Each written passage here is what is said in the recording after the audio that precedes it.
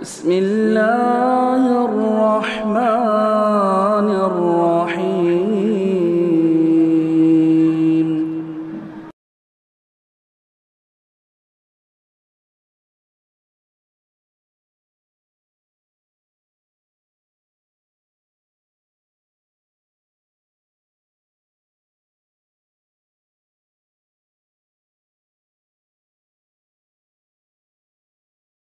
الحمدللہ رب العالمین والصلاة والسلام علی سید المرسلین وعلی آلہ وصحبہ اجمعین ومن تبعہم بإحسان الی یوم الدین۔ اعوذ باللہ من الشیطان الرجیم، بسم اللہ الرحمن الرحیم۔ هو الذی ارسل رسولہ بالہدی ودین الحق لیظہرہ علی الدین کلہ ولو کرہ المشرکون۔ محترم حاضرین، آج ہم قرآن و حدیث کی روشنی میں نکلنے والے 9 اصول جو اہل سنت والجماعت کے یہاں متداول ہے، مقبول ہے، اس کا تذکرہ کرنے جا رہے ہیں، جس کو ان الفاظ میں بیان کیا گیا کہ مسلمانوں کے حالات کی بہتری اور غلبہ 2 چیزوں سے مربوط ہے۔ مسلمانوں کے حالات کی بہتری اور غلبہ 2 چیزوں سے مربوط ہے، ایک علم نافع اور دوسرا عمل صالح۔ اس کو ہم کئی تعبیر میں بیان کر سکتے ہیں۔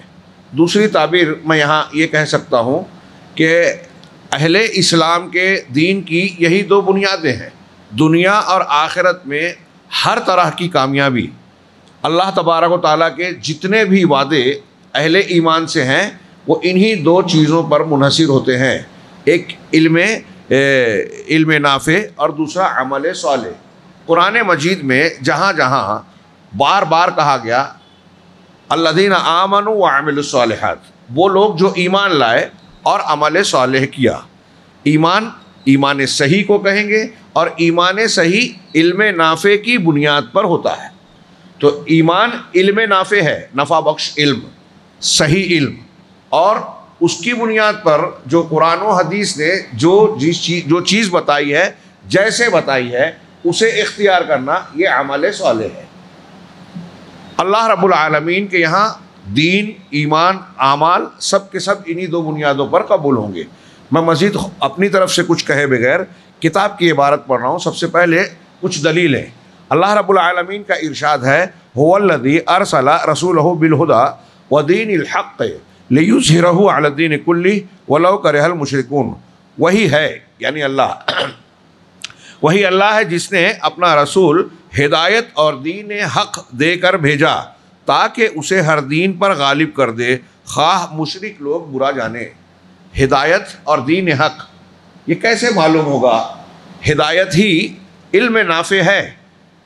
اللہ کے نبی صلی اللہ علیہ وسلم کی بہت سی دعاؤں میں، جیسے اہدنا الصراط المستقیم ہے، حدیث کی دعاؤں میں ہے، مثال کے طور پہ صحیح مسلم میں ہے کہ آپ اکثر یہ دعا مانگا کرتے تھے، اللہم انی اسألک الہدی والتقی والعفاف والغنی۔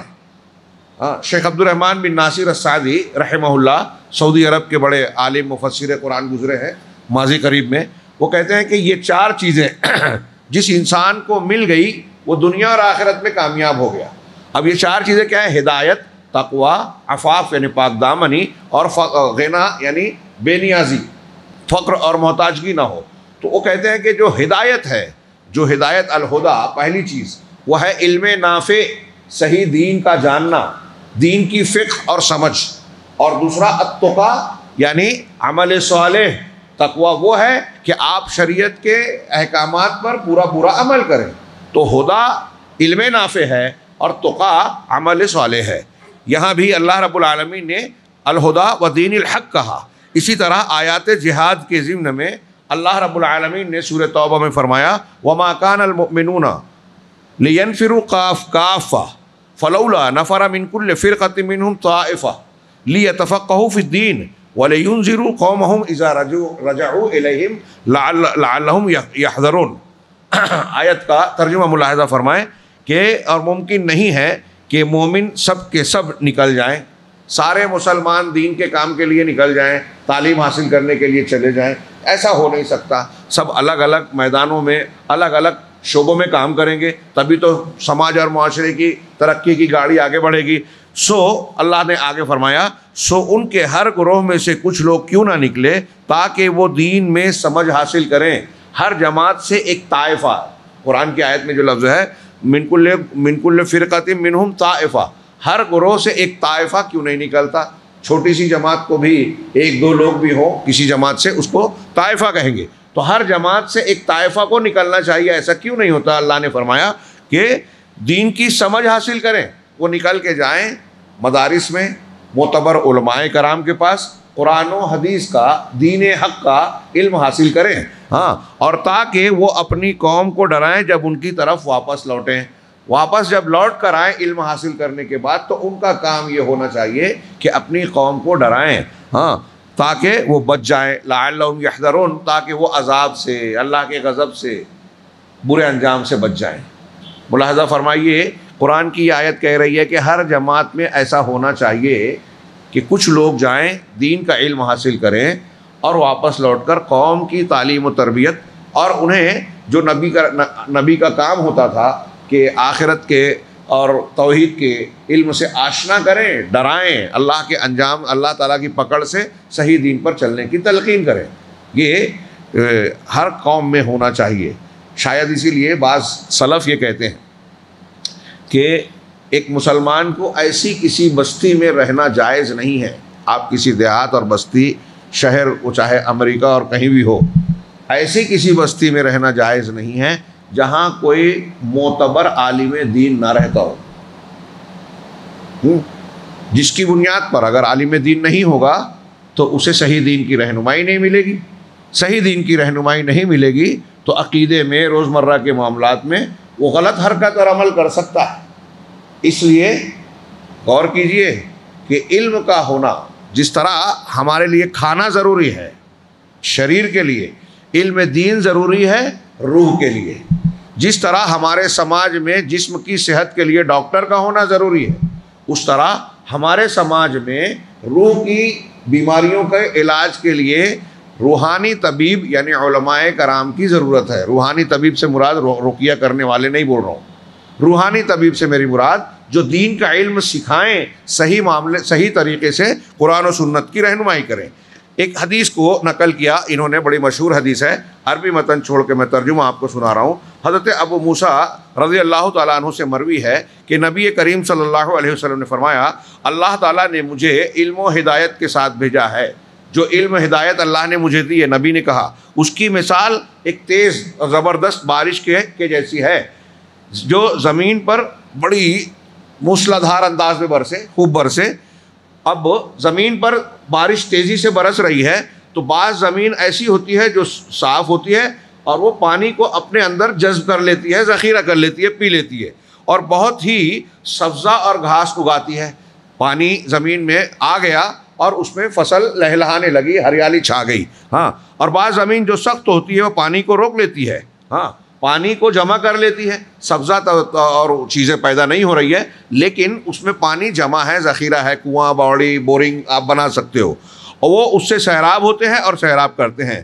اور کچھ زمین کے بعض خطوں پر پانی پڑتا ہے جو بالکل چٹیل میدان ہوتے ہیں. بارش ہوتی ہے، کچھ ایسی زمین ہوتی ہے جو چکنے پتھر اور چٹان کی طرح، پہاڑی کی طرح ہوتی ہے، اس پر پانی پڑتا ہے مگر نہ پانی کو وہ پتھر چکنا ہونے کی وجہ سے نہ پانی وہاں رکتا اور جمتا ہے اور نہ اس کے اندر جذب ہوتا ہے اور نہ ہی سبزہ اگاتے ہیں. نہ پانی روکتی ہے یہ زمین، یہ چٹان کے چکنے پتھر، اور نہ ہی اس میں کوئی پودا اور سبزی اگتی ہے. اب 3 مثالیں دی رسول اللہ صلی اللہ علیہ وسلم نے. تو یہ اس شخص کی مثال ہے جو دین میں سمجھ پیدا کرے اور نفع دے. مطلب پانی بارش کا آیا، زمین میں ٹھہرا اور اس سے سرسبزیاں اور شادابیاں لہلہانے لگی، تو یہ وہ شخص ہے کہ اللہ رب العالمین نے جو علم اتارا ہے، علم وحی، اس کو سیکھتا ہے، سمجھتا ہے، جذب کرتا ہے اور لوگوں کو پہنچاتا ہے، بیان کرتا ہے، سمجھاتا ہے، تربیت کرتا ہے.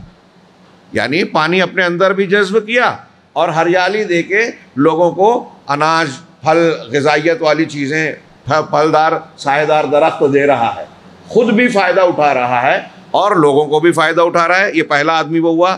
ہاں، اور اسی طریقے سے دوسرا وہ ہوگا کہ خود تو فائدہ حاصل کر لیا لیکن دوسروں کو، وہ آگے اس کی وضاحت آ رہی ہے انشاءاللہ. اس کو وہ چیز جس کے ساتھ میں مبعوث کیا گیا ہوں کہہ رہے ہیں، تو یہ اس شخص کی مثال ہے جو دین میں سمجھ پیدا کرے اور نفع دے۔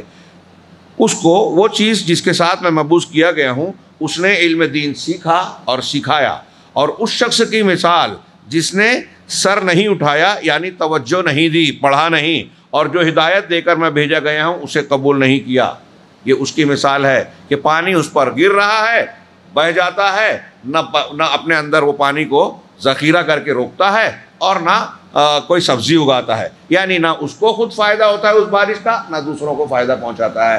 ایسے ہی وہ شخص ہے کہ قرآن حدیث آ رہا ہے، سن رہا ہے، لیکن نہ خود مانتا ہے، قبول کرتا ہے، اور نہ دوسروں تک پہنچاتا ہے۔ ایک اور حدیث ذکر کی جو اس سے پہلے گزر چکی ہے، میں صرف اشارہ کر دوں، جس میں اللہ کے رسول صلی اللہ علیہ وسلم نے فرمایا کہ اللہ تعالیٰ علم کو ایسے نہیں اٹھائے گا کہ علماء کو اٹھا لے، بلکہ علم کو اس طرح دل سے علم کو چھین لے اٹھا لے، بلکہ علم کو اس طرح اٹھاتا ہے کہ علماء کو ایک ایک کر کے دنیا سے اٹھائے گا، یہاں تک کہ جب دنیا کے اندر عالم دین، عالم ربانی نہیں ہوگا تو لوگ جاہلوں کو سردار بنائیں گے، ان سے فتویٰ پوچھیں گے، اور وہ بغیر علم کے فتویٰ دیں گے، خود بھی گمراہ ہوں گے اور دوسروں کو بھی گمراہ کریں گے۔ ایک اور حدیث نقل کی کہ زیاد بن لبید رضی اللہ تعالیٰ عنہ مشہور صحابی ہیں، کہتے ہیں کہ نبی کریم صلی اللہ علیہ وسلم نے کسی بات کا ذکر کیا اور فرمایا یہ اس وقت ہوگا جب علم اٹھ جائے گا۔ کچھ باتیں آپ نے بیان کی اور صحابہ کے درمیان یہ کہا کہ ایسے حالات اس وقت ہوں گے جب علم اٹھ جائے گا۔ تو اس پر حضرت زیاد کو تعجب ہوا اور سوال سنیے، وہ کہتے ہیں میں نے عرض کیا اللہ کے رسول علم کیسے اٹھ جائے گا جبکہ ہم قرآن پڑھتے اور اپنی اولاد کو پڑھاتے ہیں۔ دیکھیے اللہ کے رسول صلی اللہ علیہ وسلم علم کا ذکر کر رہے ہیں تو صحابی قرآن کی بات کر رہے ہیں۔ اب ہمارے یہاں قرآن حدیث کے علم کا ذکر جب علم ہوتا ہے تو سماج اور معاشرے میں سب سے آخر میں اگر آتا ہو تو آتا ہو، یا کوئی ذہن میں لاتا بھی نہیں ہے۔ یہ جو بڑی بڑی ڈگریاں ہیں آئی ٹی کی، سائنس کی اور میتھمیٹکس کی اور دوسرے شعبوں کی جو دنیاوی ہے جس سے بڑی بڑی نوکریاں ملے، آج ہم اس کو علم سمجھتے ہیں، حالانکہ قرآن کے مطابق وہ بہت بڑی ڈگری ہو اور آپ اگر توحید کو اور آخرت کو نہیں جانتے تو قرآن کہتا ہے کہ آپ جاہل ہیں۔ وَلَٰكِنَّ أَكْثَرَ النَّاسِ لَا يَعْلَمُونَ يَعْلَمُونَ ظَاهِرًا مِنَ الْحَيَاةِ الدُّنْيَا وَهُمْ عَنِ الْآخِرَةِ هُمْ غَافِلُونَ۔ سورہ روم کی آیت ہے یہ کہ اکثر لوگ علم نہیں رکھتے، ہاں علم رکھتے ہیں مگر دنیا کی کچھ ظاہر چیزوں کا، اور آخرت سے غافل ہے، آخرت سے غافل ہے، دنیا کو کچھ جانتے ہیں، پھر اللہ نے کہا کہ وہ علم نہیں رکھتے، یعنی وہ علم رکھتے ہیں دنیاوی، چونکہ حقیقت کو نہیں جانتے اس لیے جاہل ہیں قرآن کے مطابق۔ تو اس علم کا جیسے ہی اللہ کے رسول نے کہا کہ جب علم اٹھ جائے گا تب یہ حالات ہوں گے، تو صحابی رسول سوال کر رہے ہیں کہ ہم تو قرآن پڑھتے ہیں نا، تو قرآن کیسے ختم ہو جائے گا؟ کہ قرآن کہہ رہے ہیں ہم قرآن پڑھتے ہیں اور اپنی اولاد کو پڑھا رہے ہیں، ہاں تو ہماری اولاد اپنی اولاد کو پڑھائے گی، اسی طرح قیامت تک سلسلہ چلتا رہے گا۔ تو قرآن یعنی علم جو ہے حقیقی علم وہ تو زندہ رہے گا۔ حضرت لبید کو گویا سمجھ میں نہیں آیا، آپ صلی اللہ علیہ وسلم نے ان کے جواب میں کہا زیاد تمہاری ماں تم پر روئے، میں تو تمہیں مدینہ کا سب سے سمجھدار آدمی سمجھتا تھا، کیا دیکھو کیا یہ یہود و نصارہ توریت اور انجیل نہیں پڑھتے؟ یہود و نصارہ آپ کے سامنے ہیں، توریت انجیل پڑھتے ہیں نا، لیکن ان میں سے کسی پر بھی یہ لوگ عمل نہیں کرتے۔ توریت ہے، انجیل ہے، اللہ کی کتاب ہے۔ اب ایک تو یہ کہ اس علم کو بگاڑ دیا گیا، اس میں تحریف کر دی گئی، یہ علم بگڑا۔ دوسرا یہ کہ جو اس میں صحیح تعلیمات ہیں بھی ابھی بھی موجود ہے، یہ لوگ اس پر عمل نہیں کرتے۔ تو جب صحیح علم حاصل نہیں کیا جاتا اور صحیح عمل نہیں کیا جاتا تو اللہ کی کتاب ہوتے ہوئے بھی علم نہیں رہتا۔ ہمارے یہاں بھی بہت سے لوگ ہیں، ہر گھر میں، ہر مسلمان گھر میں قرآن ہے، لیکن قرآن کا صحیح علم کسی کسی گھر میں، قرآن پر صحیح عمل اور کم گھروں میں ہے، اور وہ بھی شہروں میں گنتی کے ملیں گے شاید اب، یا کسی بستی میں۔ ہم آگے بڑھتے ہیں۔ سنن ترمذی کے اندر عدی بن حاتم رضی اللہ تعالیٰ کی روایت میں وارد ہے کہ فَإِنَّ الْيَهُودَ مَغْضُوبٌ عَلَيْهِمْ وَأَنَّ النَّصَارَىٰ ضُلَّالٌ، کہ یہود پر اللہ کا غضب نازل ہو چکا ہے اور نصارہ گمراہ ہیں۔ غیر المغضوب علیہم ولا الضالین ہم پڑھتے ہیں سورہ فاتحہ میں، تو مغضوب علیہم یہود کو کہا گیا اور ضالین نصارہ کو کہا گیا۔ ایک اور روایت میں یہ وارد ہوا ہے کہ مسروق سے مروی ہے کہ سیدنا عبداللہ ابن مسعود نے فرمایا تمہارے اوپر جو وقت یعنی آگے سال آئے گا، پچھلے سال یعنی اگلا آنے والا وقت پچھلے سے زیادہ برا ہوگا، میرا مقصد یہ نہیں کہ ایک سال دوسرے سال سے زیادہ سرسبزی اور شادابی کا سال ہوگا، اور نہ یہ مقصد ہے کہ ایک امیر دوسرے امیر سے بہتر ہوگا.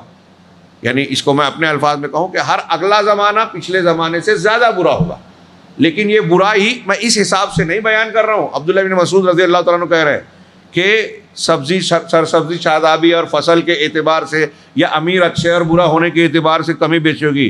اس کا مطلب یہ ہے کہ تمہارے علماء یعنی اچھے لوگ اور فقہا رخصت ہو جائیں گے. آج علماء بہت ہیں صحابہ کے زمانے میں، اب یہ دھیرے دھیرے رخصت ہوں گے، کم ہوتے جائیں گے، اور تمہیں ان کا جانشین نہیں مل پائے گا. جو پہلے کے بڑے علماء ہیں اعلیٰ درجے کے، وہ چلے جائیں گے تو ان کے معیار کے علماء نہیں ملیں گے، ان سے کم درجے کے، پھر ان سے کم درجے کے، پھر ان سے کم درجے کے. ہاں، اور ایسے لوگ آئیں گے جو معاملات و امور کو اپنی رائے کی کسوٹی پر قیاس کریں گے. یعنی پھر ایسے لوگ آ جائیں گے کہ جو مسائل آ رہے ہیں، معاملات آ رہے ہیں، قرآن حدیث کی بجائے اپنی رائے اور اپنے دماغ سے حل کرنا چاہیں گے. یہ عالم نہیں ہیں اور لوگ ان کو بڑا دانشور اور گیانی سمجھیں گے.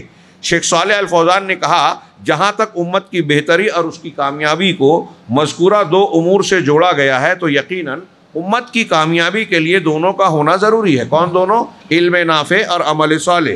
کسی ایک کے نہ ہونے پر خیر کی امید نہیں، اور یہ وہ دونوں امور علم نافع اور عمل صالح ہے. انہی دونوں امور کو دے کر رسول اللہ صلی اللہ علیہ وسلم کو مبعوث کیا گیا. اور پھر شیخ صالح نے وہی آیت پڑھی جو پہلے گزری، هو الذی ارسل رسولہ بالہدی ودین الحق لیظہرہ علی الدین کلہ. ہدایت اور دین حق کر لے کر آئے ہیں تاکہ دین کو غلبہ حاصل ہو. یہ علم کے ذریعے سے، دلیل کے ذریعے سے شریعت کو دیگر شریعتوں پر غلبہ حاصل ہوتا ہے. یہاں ہدایت سے مراد، غور سے سنیے، یا اس آیت میں ہدایت سے مراد علم نافع ہے اور دین حق سے مراد عمل صالح ہے. خدا اور دین حق، ہمارے ہاں کچھ لوگ اس کو تحریکی آیت کہتے ہیں اور کہتے ہیں کہ دین کو غالب کرنے کے لیے ہمیں حکومت حاصل کرنی ہوگی، اس لیے جب حکومت ملے گی تو اسلام کا نفاذ ہوگا، اقامت دین ہوگا. اللہ تعالیٰ کہہ رہے ہیں لیظہرہ علی الدین کلہ، دین کا اظہار ہو یعنی غلبہ ہو. تو کیا یہ مطلب جو اس صدی میں، اس صدی میں، پیشتر صدی میں ایک دانشور نے بیان کیا جو عالم بھی نہیں تھے، وہ انبیاء کرام علیہم الصلاۃ والسلام سے زیادہ بہتر دعوت کا طریقہ، مفہوم اور اللہ کی مراد سمجھنے والے تھے؟ کسی ایک نبی نے بھی یہ دعویٰ کیا یا یہ اعلان کیا کہ ہم حکومت قائم کرنا چاہتے ہیں؟ ایک نے کسی نے نہیں کیا. ہاں، ہر ایک نے، قرآن نے، حدیثوں نے یہ بیان کیا کہ آپ اگر دین حق کو اختیار کرتے ہیں، ایمان اور عمل صالح، وہی جو ہمارا اصول چل رہا ہے، علم نافع، عمل صالح، دو بنیادیں، یہ اگر آپ اختیار کریں گے تو اللہ کا وعدہ ہے کہ تم کو زمین میں خلافت دے گا. وعد اللہ الذین آمنوا منکم وعملوا الصالحات لیستخلفنہم فی الارض کما استخلف الذین من قبلہم ولیمکنن لہم دینہم الذی ارتضی لہم. آپ ایسا کرو گے تو اللہ کا یہ وعدہ ہے، آپ اسی کو ٹارگٹ بنا لو کہ اللہ نے جو وعدہ کیا ہے ہم لوگوں میں اعلان کرتے پھرو. جبکہ لوگوں میں انبیاء کا طریقہ یہ تھا کہ کہتے تھے کہ میں تم سے اپنی ہی دعوت و تبلیغ کے کام کے بدلے میں کوئی اجرت، کوئی بدلہ نہیں چاہتا، بدلہ تو مجھے اللہ دے گا، میں تمہارا خیر خواہ ہوں. اب جب آپ لوگوں کے سامنے یہ کہو گے کہ ہم حکومت بنانا چاہتے ہیں تو یہ جملہ بول سکتے ہیں جو انبیاء بولتے تھے کہ ہم آپ سے کوئی بدلہ نہیں چاہتے. دنیا کے بڑے بڑے دنیا دار لوگ روپیہ پیسہ کمانے کے لیے، دنیا بنانے کے لیے آج حکومت میں ٹکٹ چاہ کے جو ہے حصے دار بننا چاہتے ہیں اور روپیہ پیسہ کماتے ہیں. یہ دودھ دینے والی جو ہے گائے ہوتی ہے ان کے لیے. تو حکومت کا حصول قیام یہ اظہار دین کا مطلب نہیں ہے. اس لیے علماء نے لکھا کہ انبیاء کرام علیہ الصلوۃ والسلام جتنے بھی آئے انہوں نے دعوت و تبلیغ کا کام پوری ایمانداری سے، دیانتداری سے، پوری محنت و مشقت سے کیا، کوئی کسر نہیں چھوڑی. اور ان کا یہ محنت کرنا دلائل کے اعتبار سے اللہ کے جو دعوت اور پیغام ہوتا تھا قوم کے سامنے بالکل مضبوط انداز میں پیش کر دیا. قوم کو کوئی بھاگنے کا، انکار کرنے کا بہانہ، ہیلا نہیں رہ گیا. یہی اظہار دین کا معنی ہے. ایک اظہار حکومت کے ذریعے سے ہوتا ہے غلبہ، ایک غلبہ دلائل سے ہوتا ہے. ہر نبی نے دلائل کے میدان میں دین کا غلبہ دلا دیا. یہ یاد رکھیے اچھی طرح، نوجوانوں سے کہہ رہا ہوں، لوگ دھوکہ دیتے ہیں کہ غلبہ چاہیے تو حکومت بنانا ہے. کسی نبی نے اس کا نعرہ بھی نہیں لگایا اور بہت سارے انبیاء نے حکومت قائم نہیں کی. تو کیا وہ اپنی دعوت اور مشن میں ناکامیاب ہو گئے؟ کوئی مسلمان اور ایمان والا، پکا ایمان والا، یہ نہیں کہہ سکتا لیکن اگر مسلک منہج بگڑ گیا ہے تو مسلمانوں سے بھی ایسی جرت، جسارت اور گستاخی ہوتی ہے۔ مولانا ابو الاعلیٰ مودودی کی بعض تحریروں میں بالکل صاف صاف موجود ہے کہ کئی انبیاء اپنے مشن میں کامیاب نہیں ہوئے، کچھ کامیاب ہوتے ہوتے رہ گئے، اس لیے کہ وہ حکومت قائم نہیں کر پائے۔ ہاں، انا للہ و انا الیہ راجعون۔ حکومت قائم کرنا دین کا مقصود، انبیاء کی دعوت کا مقصود اصلی نہیں ہے۔ دعوت دینا، توحید کو ثابت کرنا، شرک کا رد کرنا، یہ اصل ہے، اور یہ ہر نبی نے کیا، کامیاب کیا۔ مانا ہو کسی نے، نہ مانا ہو، یہ ان کا معاملہ ہے۔ نبی کی تعلیم، تربیت اور دعوت میں کوئی کسر، کوئی کھوٹ نہیں رہا۔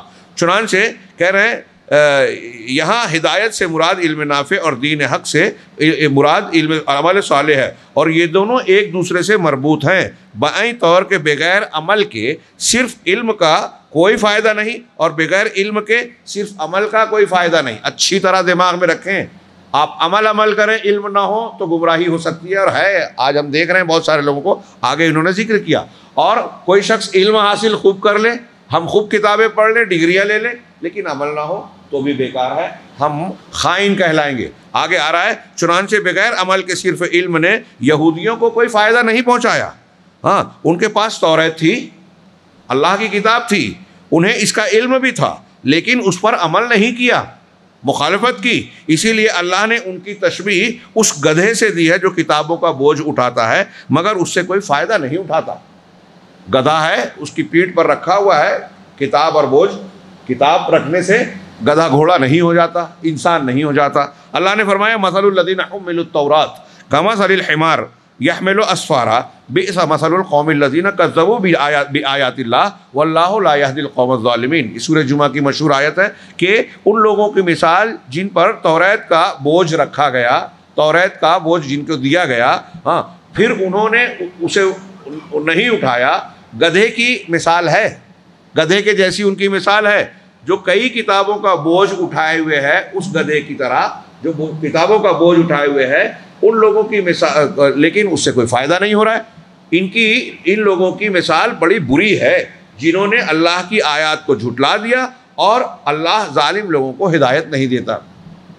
جن کے پاس اللہ کی کتاب ہے لیکن اس سے فائدہ نہیں اٹھاتے، اللہ نے ان کو ایسے گدھے سے تشبیہ دی جس کی پیٹھ پر کتابیں لدی ہوئی ہے۔ کیا ہم بھی قرآن کو ایسے ہی اختیار کرنا چاہتے ہیں؟ ظاہر سی بات ہے کہ نہیں چاہیں گے، اس لیے ایک پہلی چیز ہے کہ اسے سیکھا جائے۔ انہیں اللہ نے مغضوب علیہم کہا کیونکہ انہوں نے علم و بصیرت کے باوجود اللہ کی نافرمانی کی، اسی لیے ان پر اللہ کا غضب نازل ہوا، ان پر اللہ کا غضب نازل ہوا، انہیں علم سے نوازا گیا مگر انہوں نے عمل نہیں کیا۔ چنانچہ جو بھی اس صفت سے متصف ہوگا اس وعید کا بھی مستحق ہوگا، خواہ وہ یہودی ہو یا محمدی ہو، مسلمان۔ ہاں، اگر ہم قرآن کا علم حاصل کریں اور اس کو اپنی زندگی میں نافذ نہ کریں، توحید سنتے ہیں لیکن شرک کرتے رہیں، سنت سنتے ہیں، اپنے آپ کو اہل سنت کہتے ہیں اور بدعت کر کے اپنے عمل میں اہل بدعت بن جاتے ہیں، تو پھر ہمارا معاملہ بھی اللہ بچائے یہودیوں کی طرح ہوگی کہ کتاب لدی ہے گدھے کے اوپر لیکن اس سے فائدہ نہیں اٹھاتا۔ اسی طرح اس کے الٹ ایک آدمی بغیر علم کے عمل کا معاملہ بھی ہے، یہ عمل خواہشات، اندھی تقلید اور عادات کے تابع ہوتا ہے۔ علم نہیں ہے لیکن میں عمل کر رہا ہوں، یا لوگ کر رہے ہیں، کیسے کر رہے ہیں؟ باپ دادا کو دیکھ رہے ہیں، ماحول میں دیکھ رہے ہیں، غیر مسلموں سے کچھ چیزیں لے لی ہے، باپ دادا سے تقلید، فلاں بزرگ اور شیخ کی تقلید، علم ہے کہ نہیں، ان کے پاس دلیل ہے کہ نہیں، بس لوگ کر رہے ہیں تو ہم بھی کر رہے ہیں۔ ہاں، چنانچہ اسی کے تابع جس کا کوئی فائدہ نہیں ہوتا، گرچہ عمل کرنے والا خود کو کتنا ہی کیوں نہ تھکا لے، عمل بغیر علم کے گمراہی ہے۔ اللہ تعالیٰ کا ارشاد ہے جو دعا سکھائی ہے ہر سورہ فاتحہ میں، اہدنا الصراط المستقیم صراط الذین انعمت علیہم غیر المغضوب علیہم ولا الضالین، کہ پروردگار ہمیں صراط مستقیم کی ہدایت دے، صراط مستقیم پر چلا قائم رکھ۔ ہدایت کا اہدنا کا کئی ترجمہ کر رہا ہوں، یہ تینوں چاروں معنی ہے کہ برقرار رکھ۔ صراط کن لوگوں کا راستہ؟ جن پر تو نے انعام کیا، ان کا نہیں جو مغضوب علیہم ہیں، جن پر غضب نازل ہوا اور وہ جو گمراہ ہیں۔ یہ قرآن کی آیت ہے، یہاں شیخ نے تشریح کرتے ہوئے کہا، میں اپنے الفاظ میں ان کی تشریح کو بیان کروں کہ یہ آیت ہم پڑھتے ہیں، دعا کرتے ہیں، اس میں 3 گروہوں کا ذکر ہے، 3 گروہوں کا۔ پہلا صراط مستقیم پر چلنے والا انعام یافتہ گروہ، اور اللہ نے ہی سورہ نساء میں بتایا ہے اولئک الذین انعم اللہ علیہم من النبیین والصدیقین والشہداء والصالحین، کہ اللہ یہی وہ لوگ ہیں جن پر اللہ نے انعام کیا. انعمت علیہم، تو نے انعام کیا اللہ ان کا راستہ. تو کون ہے انعام یافتہ؟ نبی، انبیاء، صدیقین، شہداء اور صالحین. صدیقین میں اس امت کے سر فہرست ابوبکر صدیق.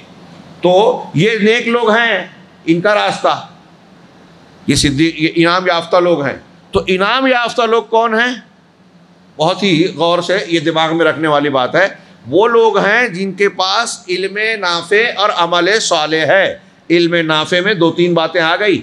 وہ علم جو صحیح ہے، وہ علم جس کو انسان عمل کرنے کے لیے اختیار کرتا ہے، دوسروں کو پہنچاتا ہے. ہاں، علم. ادھر ایک بات اور اچھی طرح دماغ میں رکھی کہ اگر کوئی شخص نہیں جانتا تو ہم اسے جاہل کہتے ہیں، ہے نا. اگر تھوڑا بہت دور دور بیٹھے ہیں پھیلے ہوئے، میں نے بار بار بتایا کہ یہ اللہ کے رسول کی تعلیم کے خلاف ہے. ہاں، اللہ اگر ایک آدمی علم کیا کہتے ہیں، ایک آدمی جو ہے اگر نہیں جانتا تو ہم کہتے ہیں کہ وہ لا علم ہے یا اس کو جاہل کہتے ہیں. ایک لفظ جاہل جب ہم استعمال کرتے ہیں تو دماغ میں پہلا مفہوم یہی آتا ہے کہ وہ شخص جو نہیں جانتا، علم نہیں رکھتا. یہاں اس بات میں ایک چیز کو اور ایڈ کیجئے کہ ایک آدمی جانتا ہے لیکن اس کا علم صحیح نہیں ہے، غلط ہے. قرآن کی آیت اور حدیثیں پڑھ تو رہا ہے لیکن اس کا غلط مطلب بیان کر رہا ہے. ہاں، معتزلہ، جہمیہ، قدریہ سب قرآن حدیث سے استدلال کرتے ہیں. تقدیر کا انکار کرنے والے بھی قرآن کا استدلال کر رہے ہیں. منکرین حدیث جو انتہائی جاہل ہیں وہ بھی قرآن سے کہتے ہیں کہ ہم اہل قرآن ہیں، جبکہ قرآن سمجھتے ہی نہیں ہیں. قرآن سمجھتے تو حدیثوں کا انکار کرتے ہی نہیں، صحیح حدیثوں کا. اور بہت سی باتیں تو جن کا غلط مسلک ہے وہ بھی اگرچہ قرآن و حدیث سے استدلال کر رہے ہیں مگر ان کے پاس علم صحیح نہیں ہے. یہ لکھ لیجئے. اسی لیے بڑا دلچسپ قول ہے امام شافعی رحمہ اللہ اور امام ابو یوسف کا رحمہ اللہ. علم کلام ایک علم کو کہا جاتا ہے اللہ تبارک و تعالیٰ کی ذات و صفات سے متعلق جو علم لوگوں نے عقل و منطق، فلسفہ اور منطق کی بنیاد پر بحث کرتے ہیں اللہ کی صفات پہ، اس کا نام علم کلام. جس علم میں اپنی طرف سے بات کرنا منع ہے اسی کا نام علم کلام رکھ دیا انہوں نے. ہاں، اللہ کے اسماء و صفات کے بارے میں اہل السنہ والجماعہ کا قاعدہ آگے آئے گا کہ جتنا قرآن نے بتایا ہے وہی مانتے ہیں، جو جس کی تنزیہ کی ہے وہ انکار کرتے ہیں. نہ تشبیہ دیتے ہیں نہ انکار کرتے ہیں، دونوں کے بیچ میں ہے. ہاں، اب یہاں لوگ گمراہی کا شکار ہوئے. تو قدریہ تقدیر کا انکار کرتے ہیں ایک سائڈ کی آیتوں کو لے کر. ہمارے اسماء و صفات کے باب میں کچھ لوگ ہیں جو اللہ کے اسماء و صفات کو مانتے ہیں تو اللہ کو مخلوق سے تشبیہ دے دیتے ہیں. لیس کمثلہ شیء وہو السمیع البصیر، قرآن کی ایک آیت کا 2 ٹکڑا ہے. اللہ کے جیسا کوئی نہیں ہے اور وہ سننے والا دیکھنے والا ہے. ایک طرف مثلیت کی نفی ہے، ایک طرف صفت کا اثبات ہے. اب صفت کے اثبات کو جن ایک گروہ نے پکڑا تو مثلیت کی نفی کر دی کہ اللہ جب دیکھنے سننے والا ہے تو ہماری طرح دیکھتا سنتا ہے. نعوذ باللہ، یہ کفر ہے. کچھ لوگوں نے لیسا کمثلہ شیء، اللہ کسی کے جیسا نہیں ہے، کوئی اللہ کے جیسا نہیں ہے، اس کو جب پکڑا تو یہ کہا کہ اللہ کی کوئی صفت ہی نہیں ہے. جب کسی کے جیسا نہیں ہے تو صفت ہی نہیں ہے. یہ بھی کفر ہے. قرآن کی آیتوں کا بہت سارے نصوص کا انکار ہے. صحیح کیا ہے؟ بیچ کا راستہ کہ اللہ رب العالمین کی وہ صفات اور وہ نام جو قرآن و حدیث میں ہیں اس کو مانا جائے، وہ ہیں، حقیقی معنی میں ہے، اور اس کے جیسا کوئی نہیں ہے. وہ سننے والا ہے، جیسا وہ سنتا ہے کوئی نہیں سنتا. کائنات کی ہر آواز سنتا ہے. ہاں، میری آواز آپ سن رہے ہیں، 2 آواز اور ہو جائے تو نہیں سن پائیں گے. توجہ نہیں ہے تو نہیں سمجھ پائیں گے. ہاں، دور کی آواز نہیں سن پائیں گے. اپنے ہاتھ پر چونٹی کو پیچھے کے حصے پہ رگڑیے، وہ منہ پھاڑتی نظر آئے گی، سنائی نہیں دے گا. اللہ تعالیٰ نے حضرت سلیمان علیہ السلام کو چونٹی کی آواز سنا دی. کائنات میں چونٹیوں کے چلنے کی آواز ہو، کھٹمل کی آواز ہو، مچھر کے بنبنانے کی آواز ہو. ہاں، 7ویں آسمان میں برش کے اوپر رہتے ہوئے ہر آواز کو سن رہا ہے. کوئی ایک آواز بھی ہاں، ہوا کی سرسراہٹ ہو، پنکھے کی گڑگڑاہٹ ہو، ہوائی جہاز کے چلنے کی آواز ہو، ریل کی چنگاڑ ہو، ہاتھی کی چنگاڑ ہو، شیر کا دہاڑنا ہو، ہماری آواز ہو، ہماری دعا ہو، رات کے اندھیروں میں چپکے یا ہم اپنے دل میں دعا مانگتے ہوں. کائنات کے کسی ایک جانور، کسی ایک انسان، کسی ایک شخص کی کوئی آواز نکل رہی ہو، رب نہ سنے، ایسا نہیں ہو سکتا. وہ ایسا کوئی سننے والا ہو سکتا ہے کیا؟ یہ میں نے ایک پہلو صرف بتایا. ایسے ہر صفات میں آپ غور کر سکتے ہیں. بات پھیل گئی. ہاں مضمون لمبا تھا, میں چاہتا تھا کہ پھیل نہ پائے بات, آج کوئی دوسری بحث نہ ہے, لیکن یہ بہت اہم چیز ہے. اب میں یہ کہنا چاہ رہا تھا کہ ایک آدمی اب قرآن بہت پڑھتا ہے, علامہ بن گیا, وقت کا فلسفی بڑے سے بڑا کہلا رہا ہے, لیکن اس کا علم غلط ہے. تو میں نے بتایا کہ اس بنیاد پر علم کلام کو جاننے والوں کے بارے میں قاضی ابو یوسف حنفی مسلک کے, امام ابو حنیفہ کے شاگرد, ان کا بڑا پیارا قول ہے. وہ کہتے ہیں کہ کلام کا جاننا, علم کلام کا جاننا جہالت ہے, اور اس کا نہ جاننا علم ہے نا پیارا قول, آپ کی سمجھ میں آیا؟ کہ وہ علم کلام جو فلسفہ اور منطق کی بنیاد پر اللہ کے اسماء و صفات پر بحث کرتا ہے, میں نے ایک اشارہ کیا کہ اسی کی بنیاد پہ گمراہیاں آئی. تو وہ علم کلام اگر کوئی سیکھتا ہے, جانتا ہے, اس کا بڑا قابل آدمی بھی بن گیا, پروفیسر بن گیا اس کا, تو علم کلام کا جاننے والا جاہل ہے. قاضی ابو یوسف نے کہا. کیوں آپ نے ایسا کہا؟ وہ یہ کہنا چاہ رہے ہیں کہ یہ علم ہی غلط ہے, یہ علم ہی غلط ہے. اب یہاں جیسے ایک صاحب تشریف رکھتے ہیں, ہاں میں ان کے بارے میں کوئی ایسی بات کروں جو ہے ہی نہیں, ہاں اب کوئی مثال دھیان نہیں آ رہی ہے, جو آ رہی ہے تو شاید آپ ہنسیں گے, وہ برا مان جائیں گے, کہ میں کہوں کہ یہ خاتون ہے مثال کے طور پہ. اب یہ خاتون ہے نہیں, تو میرا یہ کہنا صحیح ہوا کیا؟ اب میں لوگوں سے کہوں کہ میں جانتا ہوں کہ یہ خاتون ہے, تو بظاہر میرے کہنے سے ایسا آپ کو لگ رہا ہے کہ میں علم رکھتا ہوں, لیکن جب آپ جانتے ہیں کہ یہ خاتون نہیں ہے, مولانا کی بات غلط ہے, تو میرا یہ علم آپ کیا کہیں گے؟ غلط ہے, میری معلومات غلط ہے, یہ جہالت ہی ہے. مطلب میں کہنا سمجھانا یہ چاہ رہا ہوں اس مثال سے اور ان تفصیل سے, کہ ایک چیز آدمی نہیں جانتا تو جاہل ہے, اور ایک چیز جانتا ہے لیکن غلط جانتا ہے تو بھی جاہل ہے. اس معیار پہ آپ آج امت مسلمہ پر غور کیجئے.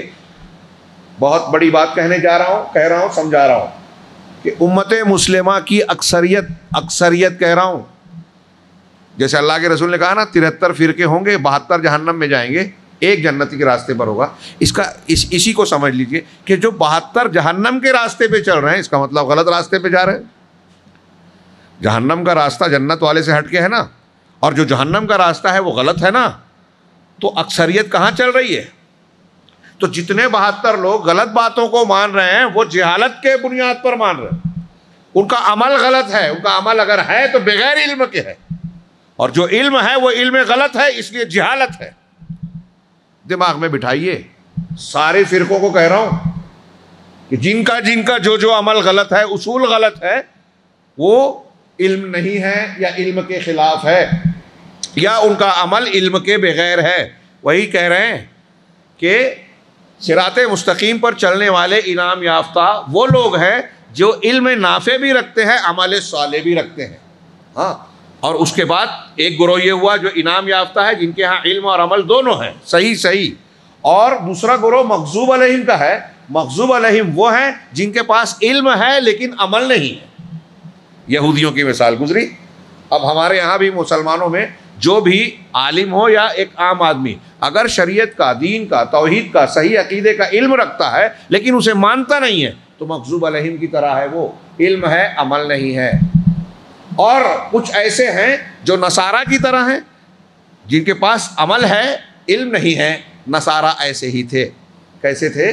کہ ان کے پاس عمل تھا, رہبانیت اور ایسی کئی چیزیں اختیار کی, لیکن وہ علم کی بنیاد پر نہیں عمل کرتے تھے, علم کی بنیاد پر نہیں چلتے تھے. اللہ کے رسول صلی اللہ علیہ وسلم کی وہ حدیثیں یاد کیجئے جس میں بدعات کو رد کیا گیا, کل محدثۃ بدعہ وکل بدعۃ ضلالہ.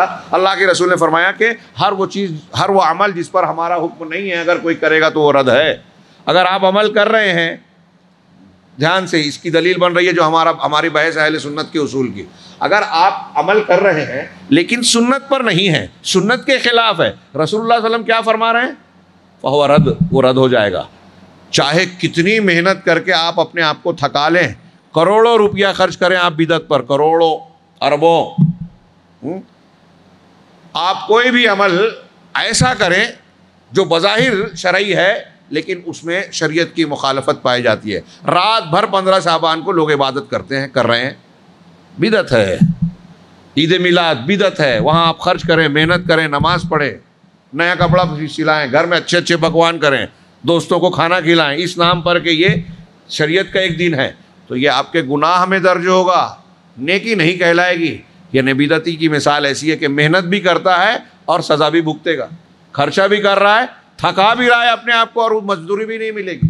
وجوہ یوم هل اتاک حدیث الغاشیہ وجوہ یومئذ خاشعہ عاملۃ ناصبہ، عمل کر کے بھی تھکے آندے ہوں گے، ناصبہ تھکے آ رہے ہوں گے، صلہ نہیں ملے گا۔ ایک تفسیر یہ بھی کی مفسرین نے کہ یہ وہ لوگ ہوں گے جو عمل تو کریں گے، اپنے آپ کو خود تھکایا ہوگا، لیکن چونکہ ان کا عمل باطل ہوگا، قرآن و حدیث کی کسی دلیل سے ثابت نہیں ہوگا، اس لیے ان کے یہاں اللہ کے یہاں ان کا وہ عمل قبول نہیں ہوگا۔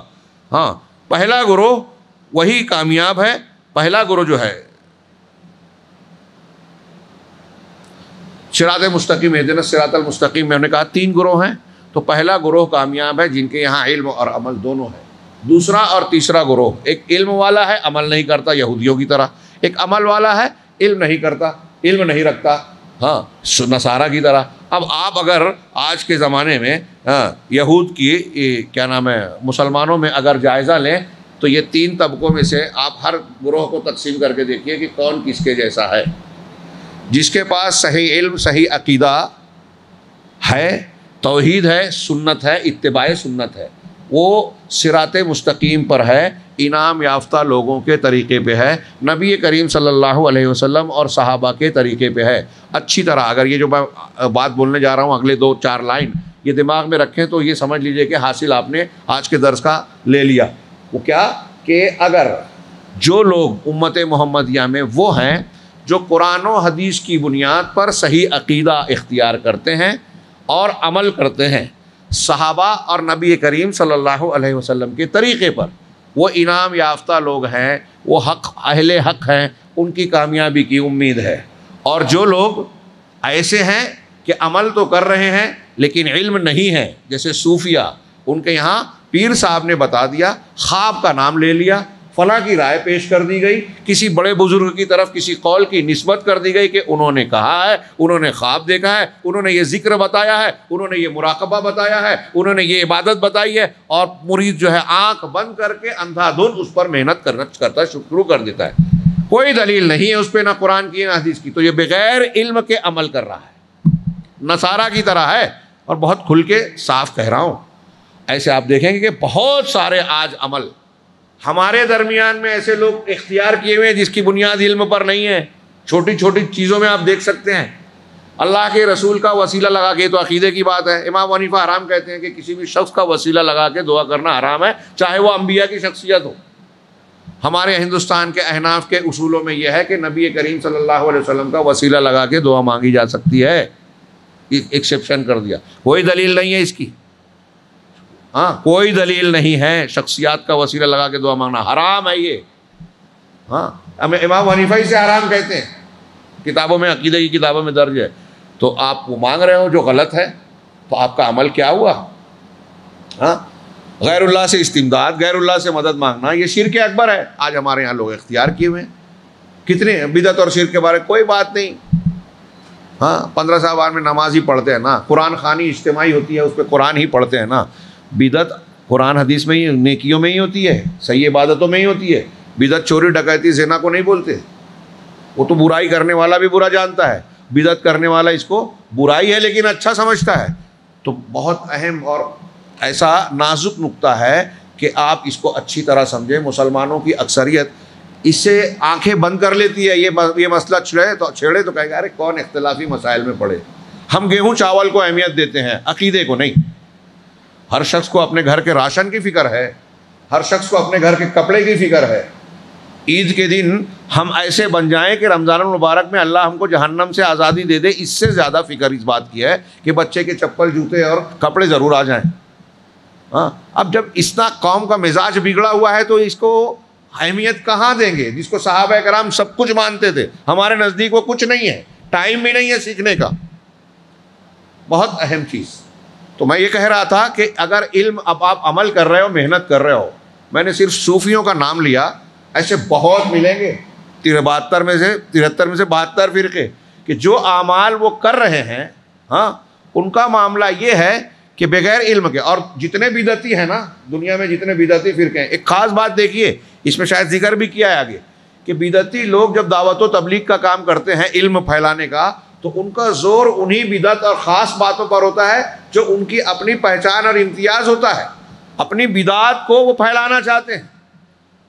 اب دیکھیے کہ ایک آدمی جو تعزیہ بناتا ہے، وہ تعزیے کے تعلق سے جتنا مظاہرہ اور ہنگامہ کرتا ہے، وہ توحید کی تعلیم کو پھیلانے کے لیے کچھ بھی نہیں کرتا، خود بھی نہیں سیکھتا۔ وہ سمجھتا ہے کہ یہ تعزیہ زندہ ہے تو ہم زندہ ہیں، کیونکہ ہماری پہچان یہی ہے، تو وہ اپنی بدعت پر زور دیتا ہے ہر بدعتی گروہ، اور جو بدعت کر رہا ہے وہ غلط دین پہ عمل کر رہا ہے، اور جب وہ بدعتی دین پھیلاتا ہے تو غلط دین پھیلاتا ہے، مطلب جہالت پھیلاتا ہے۔ تو یا تو ہمارے یہاں آپ دیکھیں کہ علم کے بغیر عمل ہو رہا ہے، یا اگر کوئی محنت کر رہا ہے، وہی عمل جو کر رہے ہیں۔ اب یہ تبلیغی جماعت کتنی محنت کرتے ہیں بیچارے، بھائی ہیں ہمارے رہے، مجھے حیرت اور ہوتا ہے، افسوس بھی ہوتا ہے، کتنا پیسہ، وقت، محنت، مشورے کر کے کیا کیا اچھے اچھے کام کرتے ہیں، انتظام کرتے ہیں، لیکن ان کے علماء کو، اہل علم کو بھی اعتراف ہے کہ ان کے یہاں جہالت ہے، بہت سے اعمال ایسے ہیں جو غلط ہیں، بہت سی چیزیں فضائل کے نام پہ ان کے یہاں گھس آئی جو صوفیوں کی بناوٹی ہے، قرآن حدیث سے اس کا کوئی تعلق نہیں ہے، میڈ ان انڈیا ہے، دین کے نام پہ دعائیں ہیں۔ آپ پڑھیے ہمارے یہاں مسجد میں، ان کی مسجدوں میں جائیے اور دیکھیے روزہ افطار کرنے کی دعا میڈ ان انڈیا، اللہ کے رسول نے نہیں بتائی۔ جو ہمارے یہاں، میں نے یہاں سنا نہیں، حیدرآباد میں ہمارے مالیگاؤں شہر میں آپ آئیں گے تو سحری کے وقت جو ہے آپ چلیں گے، ہر مسجد ان لوگوں کی دیوبندی ہو یا بریلوی، مسجد سے روزے کی نیت پڑھائی جاتی ہے باقاعدہ۔ ہاں، اللہم انی اصوم غدا لک، اے اللہ میں کل تیرے لیے روزہ رکھوں گا۔ تو میں نے کہا یہی میڈ ان انڈیا ہونے کی دلیل ہے، روزہ آج رکھ رہا ہے، بول رہا ہے کل رکھوں گا۔ وہ ہندوستان میں جیسے اندھیرا جب تک رہتا ہے تو ہم آج سمجھتے ہیں، اجالا ہوا تو کل ہو گیا، تو وہ روزہ جو رکھ رہے ہیں جس دن کا، اس دن کہہ رہے ہیں کل رکھوں گا، جبکہ دن تو بدل چکا ہے مغرب کے ٹائم۔ ہاں، تو میں تیرے لیے کل روزہ رکھوں گا، یہ روزے کی نیت کہیں نہیں ہے، زبانی۔ حج کے علاوہ، تلبیہ کے علاوہ کسی میں نیت نہیں ہے، نماز کے لیے کھڑے ہوتے ہیں تو زبانی نیت پڑھ رہے ہیں۔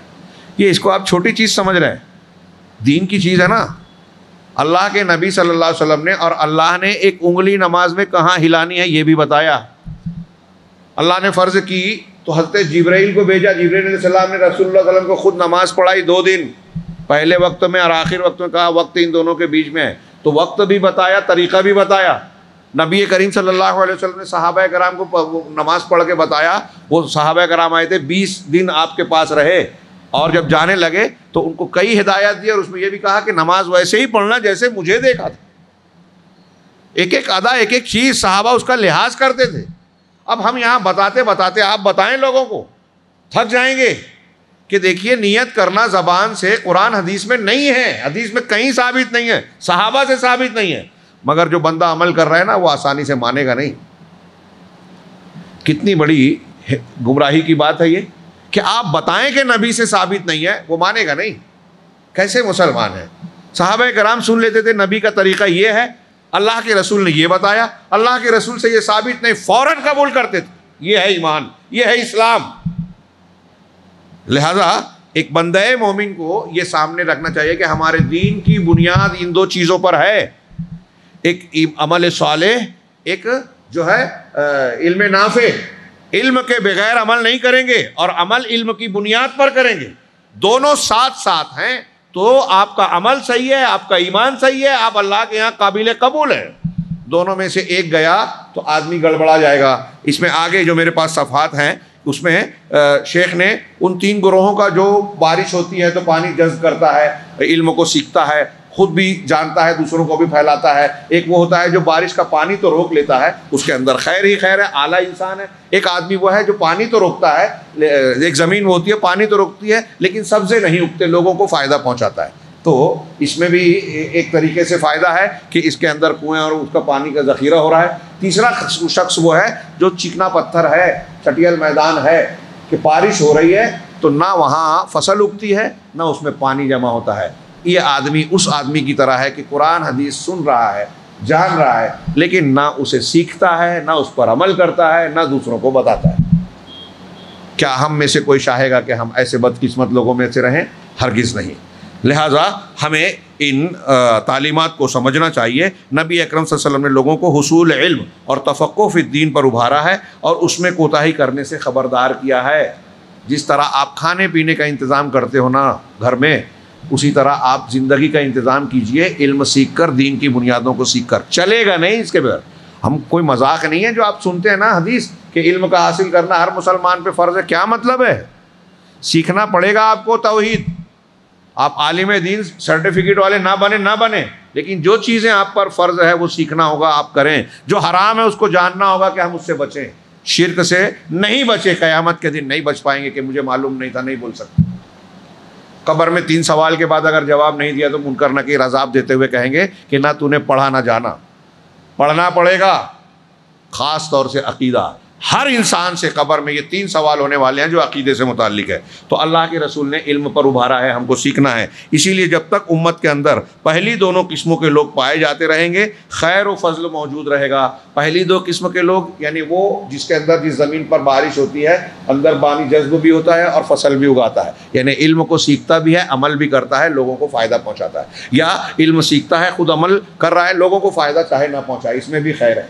ہاں کہا اور جب دونوں کے اندر کمی، ان دونوں کے اندر کمی ہوگی اور تیسری قسم کے لوگ غالب ہو جائیں گے تو اس امت میں شر اور جہالت کا غلبہ ہوگا، اور یہ آخری دور میں ہو کر رہے گا، اور یہ اس وقت ہوگا جب علماء ایک ایک کر کے اٹھا لیے جائیں گے، پھر لوگوں کے پاس صرف تیسری قسم کے لوگ مرجع رہ جائیں گے۔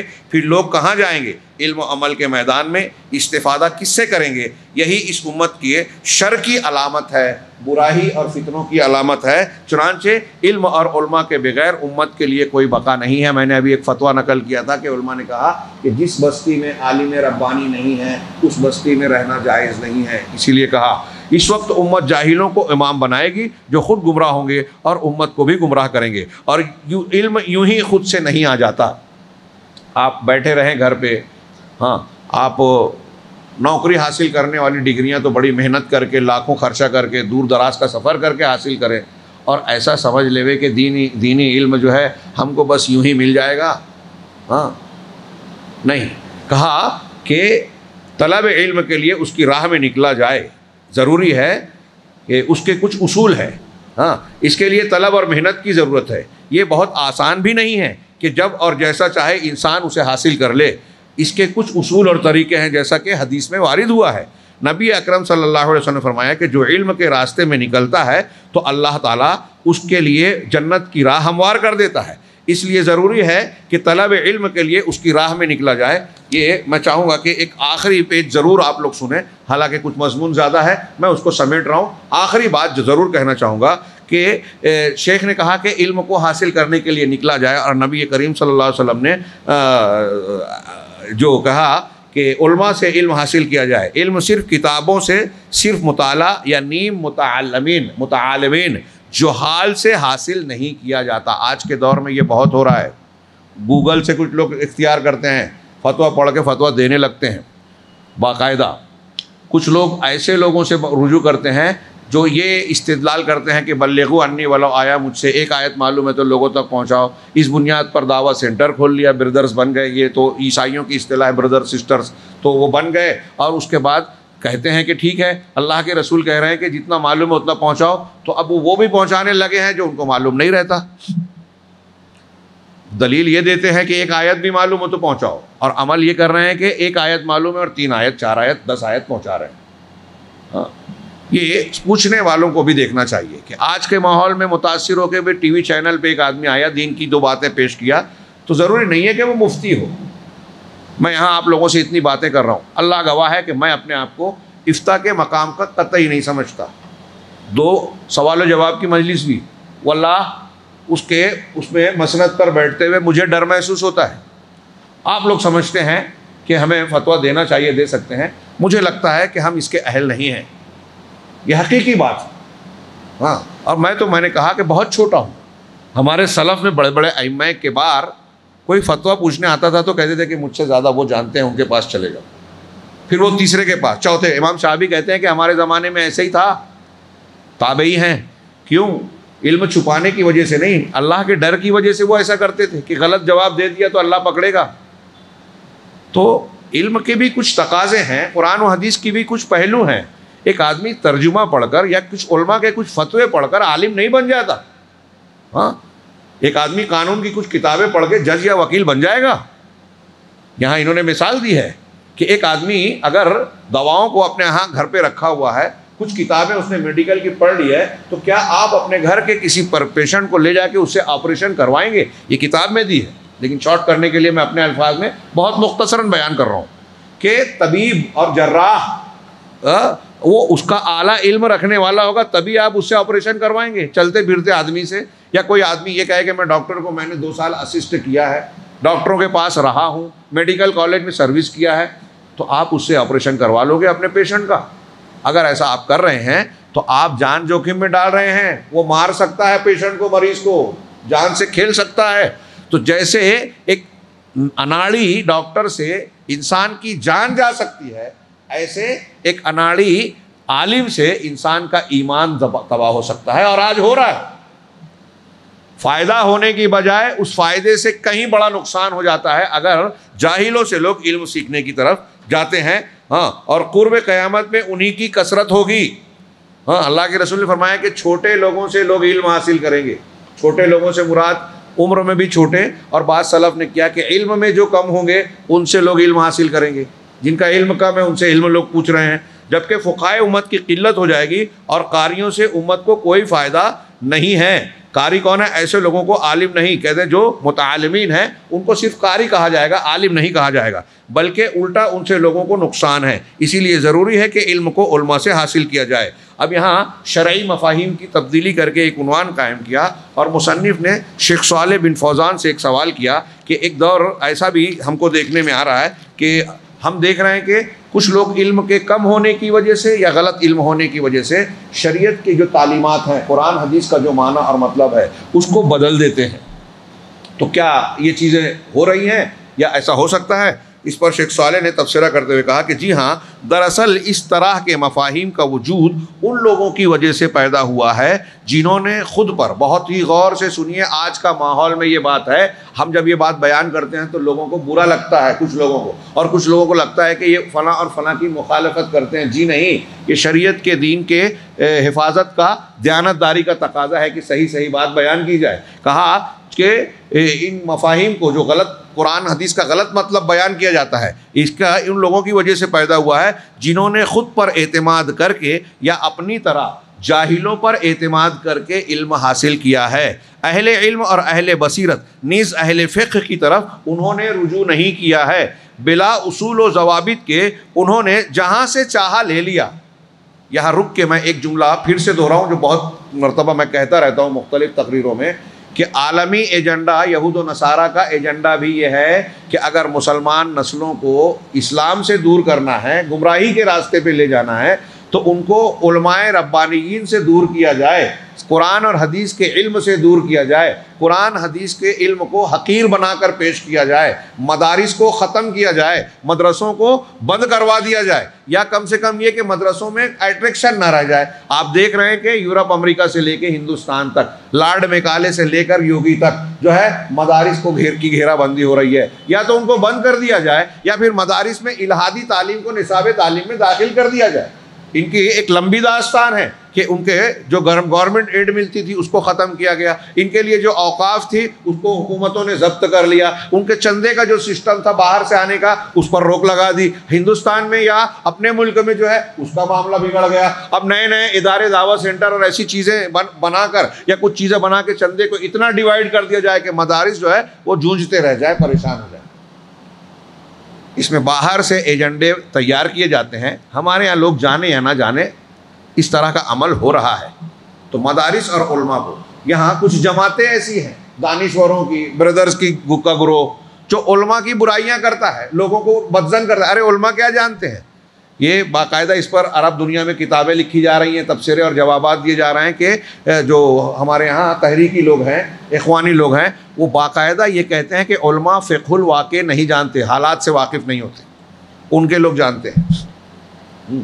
تو لندن، امریکہ، جاپان کی خبر اگر آپ کو ہو اور قرآن حدیث نہیں معلوم ہو تو بہت تیر مار لیا آپ نے. اور علماء کرام حالات سے بے خبر ہیں. اگر اللہ کے نبی صلی اللہ علیہ وسلم کو کوئی خبر نہیں معلوم تھی تو یہ بے عزتی کی بات ہے. یا ہمیں کوئی خبر اگر نہیں معلوم ہے تو کیا یہ کمی ہے؟ خبر بتا کے قرآن حدیث کی روشنی میں ہی پوچھیں گے. تو بیس تو قرآن حدیث ہے نا. آپ دنیا کے فقہ واقع جان لیں، قرآن حدیث اور صحیح عقیدہ نہیں جانتے تو کیا مطلب ہے؟ لیکن میں یہ عرض کرنا چاہتا ہوں کہ ایسا کر کے آپ دیکھیں گے کہ کچھ حلقوں میں، ایک ہمارے دوست ہیں MBBS ڈاکٹر جماعت اسلامی سے آئے ادھر، وہ خود کہتے ہیں کہ ہم لوگ جب ادھر تھے تو علماء کا بڑا مذاق اڑاتے تھے، آپس میں بات کرتے ہوئے کہتے تھے کہ ان کو کچھ پتہ نہیں رہتا، کسی اور دنیا میں جیتے ہیں، حالات سے واقف نہیں ہوتے، اور ایسا اور ویسا.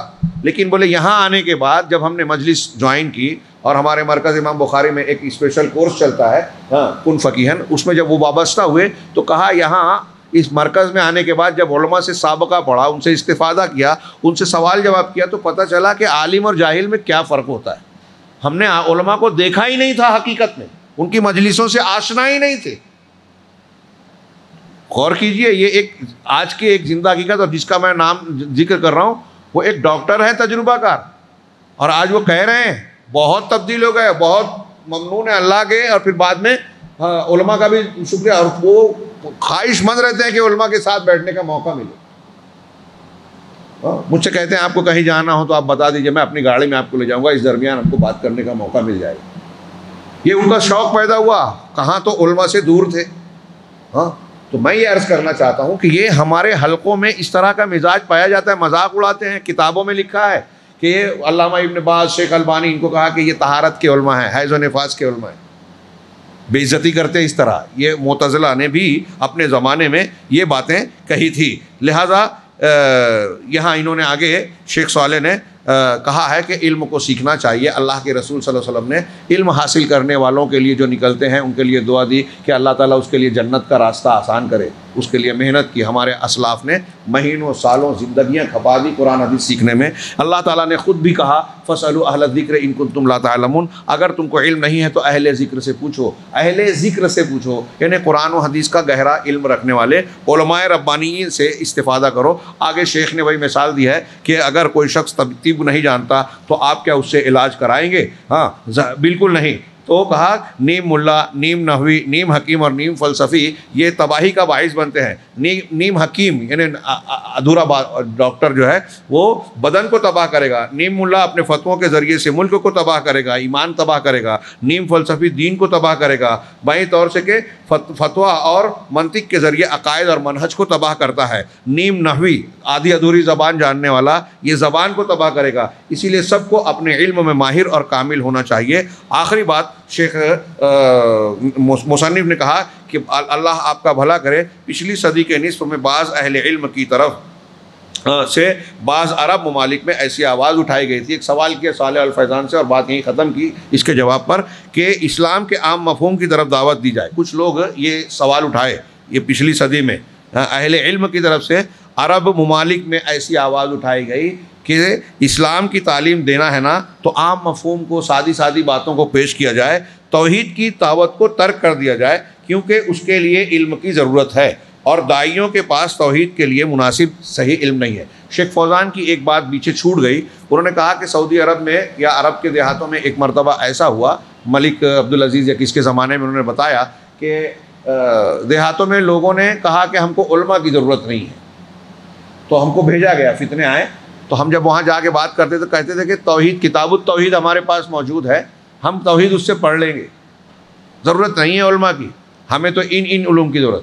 تو ان لوگوں نے سمجھایا کہ صرف عالم سے آپ کتاب نہیں سمجھ سکتے. بتایا، اس میں پیچھے گزر چکی، مجھ سے چھوٹ گیا وہ، میں اختصار کرنے کے چکر میں. بہت اہم بات ہے کہ گاؤں گاؤں جا کے پھر ہم نے یہ پڑھا ہے کہ صرف کتاب آپ کو مل جائے، کتاب التوحید کا ہونا کافی نہیں ہے، کتاب کا ہونا کافی نہیں ہے. آج ہم یہ کہیں کہ صرف گوگل پہ آپ کو دیکھ لینا کافی نہیں ہے. علماء سے علم سیکھیے جو ماہر فن ہیں. کبھی کبھی انسان پڑھ کر بھی غلط مفہوم نکال لیتا ہے، قرآن کی آیتوں کا مطلب غلط سمجھ لیتا ہے، تو علماء سے سیکھیے. اب یہاں ایک چیز اور انہوں نے بیان کی جو بہت اہمیت کی حامل ہے کہ انہوں نے کہا کہ اللہ کے رسول کے عرب ممالک میں کہ توحید کی دعوت اور یہ دیتے ہیں نا تو اس سے اختلاف پیدا ہوتا ہے، کچھ لوگوں کو برا لگتا ہے. تو اسلام کی سادی سادی چیزیں بیان کی جائے، جیسے ہمارے یہاں کچھ لوگ کہتے ہیں میٹھی میٹھی سنتیں بیان کی جائے، سونے کے آداب، کھانے کے آداب، چلنے پھرنے کے آداب، فلاں کے آداب، مسئلے مسائل میں مت پڑھو. تو یہ ایک تحریک چلی تھی. تو اس کا جواب دیتے ہوئے شیخ صالح الفوزان کا جواب سن کے آج کا درس ہم اختتام پذیر کریں گے کہ انہوں نے کہا کہ جیسا کہ میں نے ذکر کیا کہ اس سے کوئی فائدہ نہیں ہوگا. کیا اسلام صرف نام کے لیے آیا ہے؟ نام کے لیے آیا ہے؟ کیا آپ نام کے طور پہ کہہ دیں اسلام کی کچھ اچھی تعلیم ہے؟ تو سارے مذہب بولتے ہیں کہ ہمارے یہاں بھی کچھ اچھائی ہیں، آپ کے یہاں بھی کچھ اچھائی ہیں. ہاں ویسے تو ہر کوئی جانتا ہے کہ اسلام اچھا مذہب ہے، مگر اس کی حقیقت کیا ہے؟ اگر آپ توحید کو پیش نہیں کر رہے ہیں تو دوسروں کا رد ہی نہیں ہوگا. سارے دھرم سچے اچھے، یہ والی بات آپ بھی کہہ رہے ہیں. ہاں یہ دین اسلام کسے کہتے ہیں؟ یہ چیز ہمیں درج ذیل حدیث میں ملے گی. حضرت اللہ کے رسول صلی اللہ علیہ وسلم جب خیبر کا محاصرہ تھا، ہاں تو اللہ کے رسول صلی اللہ علیہ وسلم نے کہا کہ کل مہینہ بھر ہو گیا، کل میں ایک ایسے آدمی کو جھنڈا دوں گا جو اللہ اور اس کے رسول سے محبت کرتا ہے اور اللہ اور اس کے رسول اس سے محبت کرتے ہیں. حضرت کہتے ہیں کہ اس کے بعد دوسرے دن صبح سارے صحابہ آگے آ گئے. ہاں ہمارا جمعہ کا خطبہ مسابقہ الی الخیر کا ہوا تھا. یہ روایت دیکھیے کہ آگے کہ شاید ہمیں جھنڈا مل جائے. آپ نے پوچھا علی کہاں ہے؟ کہا ان کی آنکھ میں شکایت ہے. بلایا اور اپنا لعاب ان کے آنکھ میں لگایا، آپ ٹھیک ہو گئے. اور اس کے بعد ان کو جھنڈا دیا اور کہا انفذ علی رسلک، آرام سے آپ جائیے ان پر حملہ کریں، لیکن حملہ کرنے سے پہلے جب ان کے سامنا ہو تو ان کو دین کی طرف دعوت دینا. دیکھیے یہاں کہا جو جملہ ہے اللہ کا کیا ہے، حتی تنزل ثم ادعوہم الی الاسلام، پھر انہیں اسلام کی طرف دعوت دینا. وَأَخْبِرْهُمْ بِمَا يَجِبُ عَلَيْهِمْ مِنْ حَقِّ اللَّهِ فِيهِ، اور انہیں بتانا کہ اللہ تعالیٰ اس اسلام میں اللہ کا حق ان پر کیا واجب ہے، اللہ کے کون سے حقوق ان پر فرض ہوتے ہیں. انہیں بتانا کہ دیکھو تمہارے لیے ایک آدمی تمہارے ذریعے سے ہدایت پا جائے، یہ تمہارے لیے سرخ اونٹ سے زیادہ قیمتی دولت ہے. اس حدیث کو نقل کر کے فضل فوزان کہتے ہیں کہ آپ نے یہ نہیں کہا انہیں کہ صرف اسلام کی طرف بلانا. پوائنٹ یہ جو بولتے ہیں کہ توحید مت بولو، اللہ کے رسول کہہ رہے ہیں حضرت علی سے، تو کہا کہ صرف یہ نہیں کہا کہ ان کو اسلام کی میٹھی میٹھی باتیں بتا کے بلا لینا، بلکہ کیا کہا؟ بلکہ یہ کہا کہ انہیں بتاؤ کہ اللہ کے ان پر کیا حقوق واجب ہیں. اب اللہ کا پہلا حق تو توحید ہے، تو بتانا کہ جو اللہ جس اللہ نے تم کو پیدا کیا، یہ سب نعمتیں دی، اس کا کیا حق بنتا ہے تمہارے اوپر، یہ سمجھانا. اور یہ سمجھانے میں جب یہ ایک سامنے والے آدمی کو سمجھے گا جس نے پیدا کیا اس کا یہ حق ہے، مطلب عقل کو بھی اپیل کرے گا، تو دلیل کے ساتھ عقل کو بھی اپیل کرنے والی بات کہی جائے گی. یعنی انہیں اسلام کی تشریح کرو اور اس کی حقیقت بتلاؤ. صرف نام سے کام نہیں چلے گا، جس طرح اہل بدعت کرتے ہیں کہ وہ صرف اسلام کی وہ شکل بیان کرتے ہیں جس پر وہ عمل پیرا ہوتے ہیں. میں نے ابھی بتایا تھا کہ بدعت کا جو عمل وہ کرتے ہیں اسی کی طرف لوگوں کو بلاتے ہیں. چنانچہ قبر پرست اور صوفی اسلام کی تشریح اسی طریقے اور منہج کے اعتبار سے کرتے ہیں جس پر وہ خود عمل پیرا ہوتے ہیں، اور کہتے ہیں کہ یہی اسلام ہے، جبکہ نبی اکرم صلی اللہ علیہ وسلم جس دین اسلام کو لے کر آئے ہیں اسے پڑھنے اور سمجھنے کی ضرورت ہے، اور کتاب و سنت کی روشنی میں اسے حاصل کرنے اور اسی کی تبلیغ کرنے کی ضرورت ہے، اپنا خود کا اختیار کیا ہوا چوائس نہیں. ہاں صرف نام کی طرف دعوت دینے سے کوئی فائدہ نہیں ہوگا بلکہ نقصان بھی ہو سکتا ہے، کیونکہ ہر کوئی اسلام کی تشریح اسی طریقے اور منہج پر کرے گا جس پر وہ قائم ہے، خواہ وہ حق ہو یا باطل. اور اگر آپ حق کی دعوت دینا چاہتے ہیں تو پھر انبیاء کی طرح آپ کو کھول کر سب سے پہلے، سب سے اول، سب سے مقدم توحید کو بیان کرنا ہوگا، شرک کو رد کرنا ہوگا. اللہ رب العالمین ہمیں دین کی صحیح سمجھ عطا فرمائے اور اس پر عمل کرنے کی توفیق، یعنی علم نافع بھی دے اور عمل صالح بھی عطا فرمائے، کہ اسی کی بنیاد پر دنیا اور آخرت کی ساری کامیابیاں منحصر ہیں. رب العالمین ہمیں محروم نہ فرمائے. وآخر دعوانا ان الحمد للہ رب العالمین وصلی اللہ علی نبینا محمد.